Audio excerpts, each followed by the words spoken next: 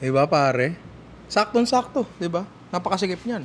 Pag Holy Week, pare, laging puro tahong talaba. Gawa naman tayo ng ibang seafood dish. Mabilis lang to. Tinatamad din ako maghiwa. Di ako masyado maghihiwa. Simulan natin yun. Oh, yan, sibuyas, oh. Yan. Tapos dahil nga tinatamad ako, ipo-food processor natin lahat yan, pare. Tapos gigilingin lang natin yan, pare. Yan. Gisa na natin agad to. Kawali para to iniitin lang natin yan. Pagka nakaamoy nyo na, huwag nyo nang hintayin masyado mag-brown, pare. Pwede nyo ilagay yung sibuyas nyo. Sayaan lang natin maluto yan dyan. Tapos luto tayo ay basta ito. Sa marami natin kitchen aid, lagyan natin ng buong kamatis, pare. Ayan, durog na. Napakadali, di ba? Pag medyo may kulay na at nag-reduce na ng konti yung sibuyas bawang nyo, pwede nyo lagay yung kamatis. Tapos nalagyan natin ng konting patis, pare, para matulungang mag-pull out ng moisture mula dun sa sibuyas, kamatis natin. Alam nyo na yan, eh. Tapos lulutuin lang natin ito ng medyo matagal, eh, hanggang maging sauce siya, pare. Hindi ko alam kung nasabi ko na yung lulutuin natin. Gagawa pala tayo ngayon ng rellenong pusit, pare. Pero ang laman ay hipon. Uy! Pare. So, naglinis na ako dito ng puset.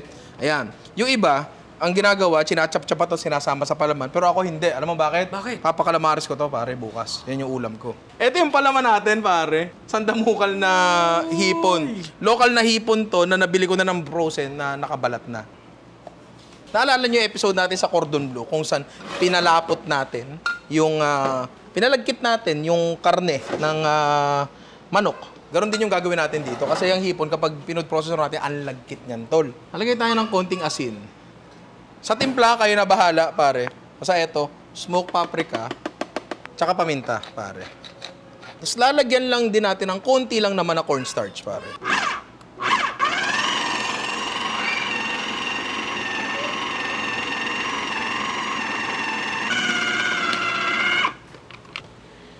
Ayan. Ang lagkit niya, no? Ngayon, tetestingin muna natin to kung good sabay lagkit na ito. Ako na. Ito na yung palaman natin. Ginawa ko in batches. So, ang ginawa ko, lahat ng batches na ginawa ko, pinaghalo-halo ko, tapos in-adjust ko yung timpla para sure na pare-pares yung lasa niya. Ito na rin yung pusit natin. Ready to be stuffed na rin yan. At yung sarsa natin, pare, lalagyan natin ng tubig yan, pare. Yan, tapos hayaan na lang natin yan dyan. Magpalaman na tayo, pare. So, ito nga ang pusit natin, pare. Gagawin natin, kuha tayo ng konti dito, pero better if meron tayong konting tubig, babasain natin yung kamay natin, pare, para makuha natin na maayos. Tapos, pwede nyo ipasok doon. Actually, kung paano nyo naman gusto ipasok, bahala na kayo dyan. Patagilid, paharap, nasa inyo na yan, pare. Make sure lang din talaga na mapapalamanan nyo hanggang loob, pare. Ako meron isot. Malansa kamay ko, pakikuha yung kutsilyo. Yan, okay na yan, okay na yan, okay na yan. Birutasan natin yan sa baba para may hangin, pare. Para hindi natatrap yung hangin sa loob. Ayan, no? Ayan. Para at least may dadaanan yung hangin, mapalamanan natin na maayos yung pusit natin, pare. Ayun, no, lalabas yung hangin. Kung may lumabas mga konting palaman, I guess wala namang problema doon, pare. Diba? So, tapusin ko muna lahat to, tapos luto na tayo. Pare, napalaman na natin lahat to. Yan, medyo lumuluwa pa siya ng konti, diba? Tinulungan pala ako ni producer Totong para mapabilis ang ating trabaho. Paano ako? Wala, sino nagsabi ng 5,000? Yung sauce natin, pare, okay na rin siya. Ito na yung ganda, oh. Lagyan natin ng paminta, tapos oyster sauce. Gagawin natin, ilalatag lang natin yan dyan. Uy. Hindi natin maluluto lahat to ng sabay-sabay. Pero ang gusto natin mangyari, maluto sila isa-isa para ma-retrieve natin sila ng buo. Tapos, ang naiisip ko dito, di ko sure pero ang naiisip ko dito, magkakatas ng sariling liquid to. Uy. Pare. At yun yung magbubuo sa sarsa natin. Again, di sila kasya lahat dito, kaya lulutuin natin sila in batches at ito yung first batch, pare. Pwede ko nang kainin yan ngayon eh. Dahil ayaw nating ma-overcook yung natin, pusit natin. Tuin lang natin to around mga 5 minutes siguro, pare. Lalatag na natin yan dito sa nakahanda nating tray. Yan. Kung mas malalaki lang sana yung pusit, mas maganda sana kaso late namin naisip to. Kaya walang nabiling malalaking pusit. Sayang. Na, boss. Hindi na nga kita sinisi. Inako ko na nga. Hindi, parang Hindi, kasalanan mo. Kasalanan mo lahat. Kasalanan mo lahat. Pati paghihirap ng Pilipinas, kasalanan mo. So, bali, tatapusin ko na lang lahat ng luto nito, tapos balikan ko kayo mamaya. Yan. Ngayon, ito yung sauce natin, pare. mukha naman siyang okay na. And kung gusto nyo, i-serve nyo na lang ng ganyan. Pero pagagandahin pa rin natin kasi andito na lang din tayo di ba? Tama. Ang aking paboritong sandata, pare. Ang ating hand blender. Hilingin natin yan. Pero yan, tingnan nyo. Wala naman tayo nilagay na pampalapot, di ba? Pero lumapot siya, pare. Diba? Pare, buhusan natin yan dyan. Oh. Yan. Para kunyari, guess the ulam. Di na alam kung ano siya. Pare, ito na yung rellenong pusit natin na pinalaman na ng hipon. Tikman na natin. Baba ng anggulo mo. Ganito pare mga luto ng mga tsuhin mong batak magluto. 'Di ba? Ayan yung mga ganyang itsura, mga ganyang walang plating, pare, 'di ba? Sarap lang. Sarap lang. Sana masarap din 'to. Tanggalin na muna natin 'to. And let's examine the texture. Purong-purong hipon 'yan, pare. 'Di ba? Mamaya ako natitikman yan. 'Di ba, pare? Saktong-sakto, 'di ba? Napakasigip niyan. Natin yan dyan. Buka pa tayo. Ilan ba ipaplato ko sa akin? Yan.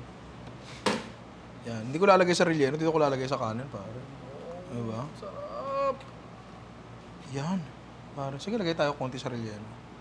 Yan. Oh. Pare. Simpleng plato. Diba? Tikman na natin to. Oh. Sorry. Ako lang pala. Cut mo na yan. Diba? Rellenong pusit na ang palaman ay hipon. Pare. The perfect bite. Yan. Okay. I mean, wala akong masabi. Pusit na may palaman na hipon. Wala pala masabi. Tapusin na natin to. Eto na nga, tapusin ko na. Pusit na may palaman na hipon. Pero ang gusto ko ituro sa inyo dito is, ayan pare, yung paggagawa nung parang hipon balls, pare. Kasi ang texture niya, sa totoo lang, para lang din talagang hipon na binola. O kaya medyo malapit sa high quality na mga pang shabu-shabu, pre, yung mga balls, mga squid. Basta yung squid balls, oo, yung mga bouncy na balls, pare. Ganun yung texture niya. Malambot yung puset, di ba? Kaya sobrang okay naman.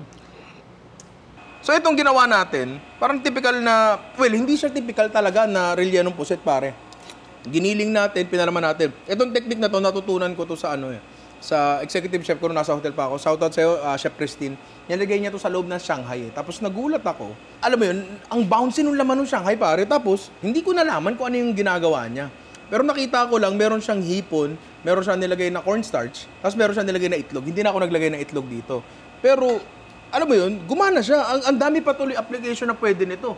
Pare, pwede ka tuloy dito gumawa ng isipin mo na lang, bangus. Ayan, iniisip mo. Pakita mo iniisip mo, pare. Pakita mo iniisip mo. Ayan, iniisip niya, di ba? Okay, isipin mo to, bangus, pare. Rellenong bangus. Tapos ang palaman mo, yung ginila. Tapos nalagyan mo nito. Ang mangyayari nun, parang yung boneless roasted chicken natin, pag hiniwa mo yun, solid yun. Di ba, pare? Tama. Parang ganun. Ang dami pang pwedeng application na ito. Ang dami nga naming natira nung mixture, Gagawin namin doon. Gagawin na lang namin balls yun, Alam mo yun? Gusto ko i-try nyo to. And hanap kayo ng mga application pa na pwede nito. Pare, ang sarap nga sa Shanghai nun kung iisipin mo yung palaman natin, di ba? Kaya, ayun, humanap kayo ng mga bagay na nakita nyo na ina-apply sa ibang luto, tapos i-apply nyo sa iba. Tama. Pare. Kasi, dun bubukas yung mundo nyo. Walang rules, pare. Walang rules. The possibilities, again, Are endless. yeah, akala ko di masasabihin, sisasantihin ako tayo. Buti na lang sinabi mo, buti na lang Holy Week. Pero yun nga, maraming salamat sa panonood. Kakain muna ako. I love you all. Dan dan dan dan dan dan dan.